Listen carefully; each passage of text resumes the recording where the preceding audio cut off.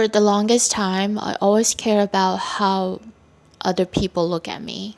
Therefore, I will always put myself in other people's lens, like a inspector to judge what I do, what I say, what I believe. So I become my own surveillance.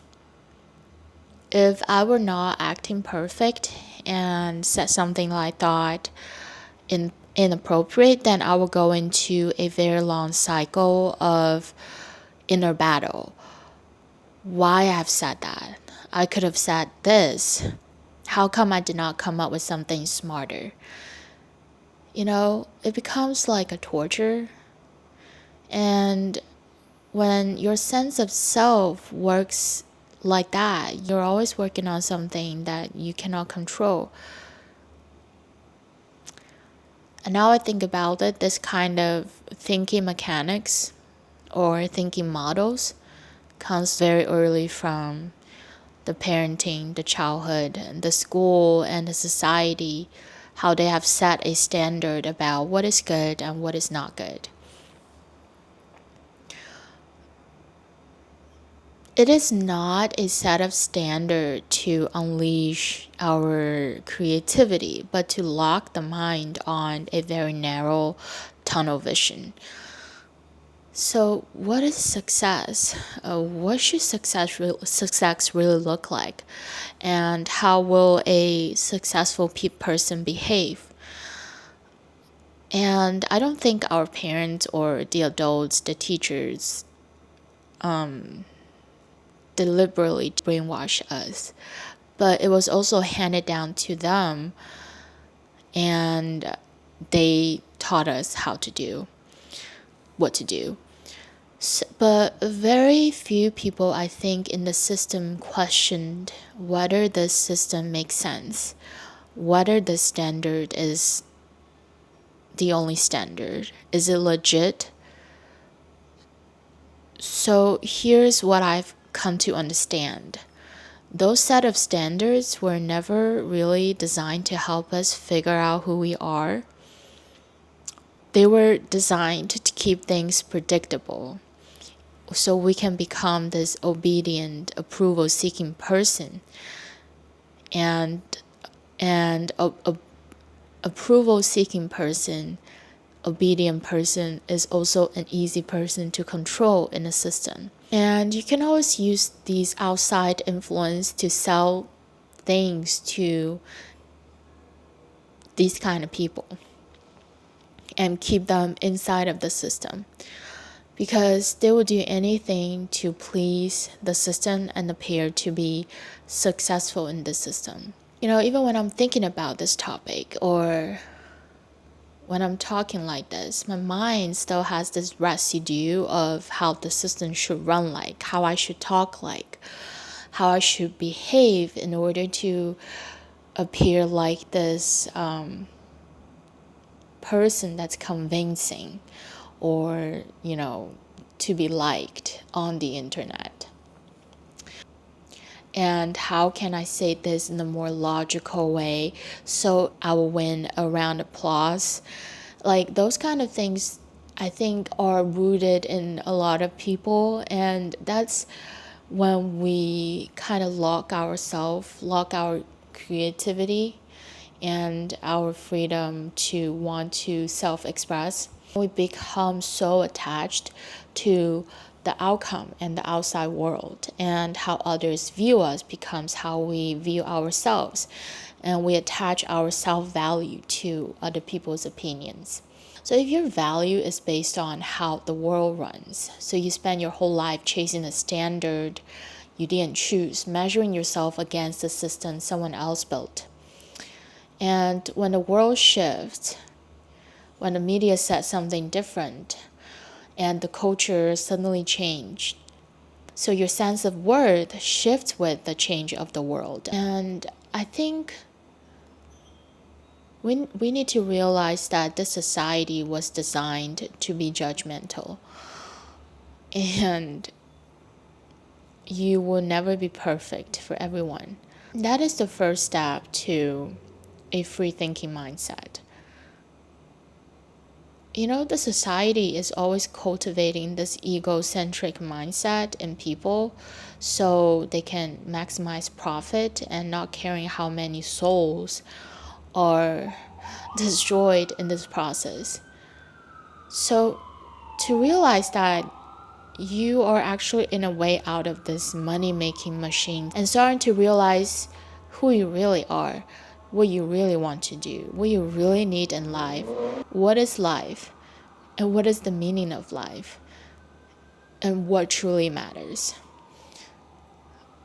Others' opinions are a natural mechanic in this rigid system to adopt you, to put you in this hierarchy of society and make you climb a mountain that you never agreed to climb.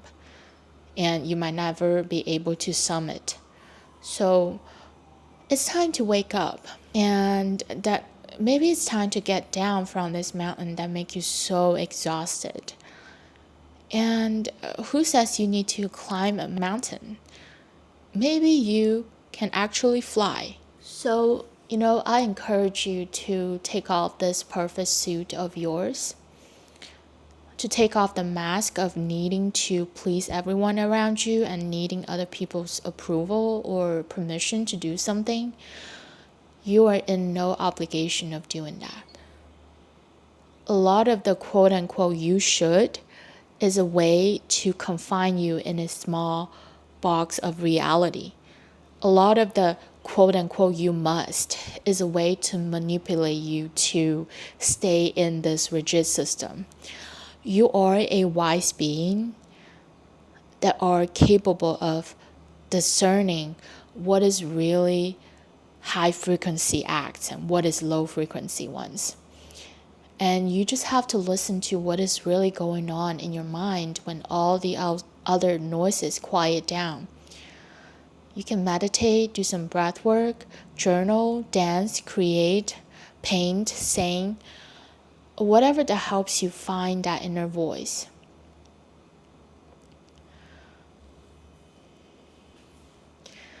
And I encourage you to fail in public. Allowing yourself to fail in public and to make mistake in front of everyone, then to learn your mistakes in public is another step to moving forward in the progress of less egocentric mindset. By doing that, you actually allow yourself to experience the worst version of your fear. People watch you fail and you experience it in reality. That's actually something that you are afraid of for a very long time, right?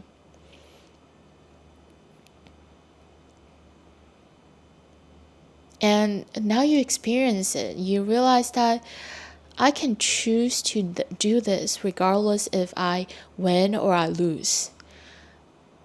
Because I choose to do this. I prepare for the failure. Now I experienced it. And my biggest fear, my worst fear is not that scary. And the fact that I get to choose to do this empowers me to do it again and again. And who knows where that might lead me, but it might lead me to something that creates a better version of myself. But then the most important thing is you might realize that actually winning or having a great result is not the most important thing. The most important and the most fun part is actually not the outcome that gets you this 3 seconds, 3 hours, 3 days, 3 weeks of high and success. I think the most fulfilling part is the process of how you figure things out and how you devote yourself to the process of creation and how you get lost in time and just totally immerse in something you love doing. Now I encourage you to really look at other people's opinions. And you look at them, right? You really look at them closely and you examine them. Are they really other people's opinions? Or they're just your own opinions about yourself all along? they're just a reflection of how you've been judging yourself. And just sit with those voices, sit with those negative thoughts, sit with those judgmental opinions, and really look at them. And like you look at them like they're a toy. Then you will start, you play around with it, and you start to, you can even ask them questions. Why you think I'm bad? Why you think I suck at this? You kind of, you will start to discover the cracks in those opinions. Are they facts, or are they just words hiding behind fear to prevent myself from trying and becoming another version of myself? Who is talking to me? Who is talking to me in my head and reminds me again and again those opinions that I'm not good? Ego talking, right? Why is ego doing that? Because ego likes the status quo, so it feels safe. Ego is actually afraid of getting smaller, for you, yourself, the true you, to get bigger. So ego is shrinking you in order to stay in power. Now you know how others' opinions are ruining you, the true you. They're destroying who you really should become, and the essence who you really are, and the person that you have always been.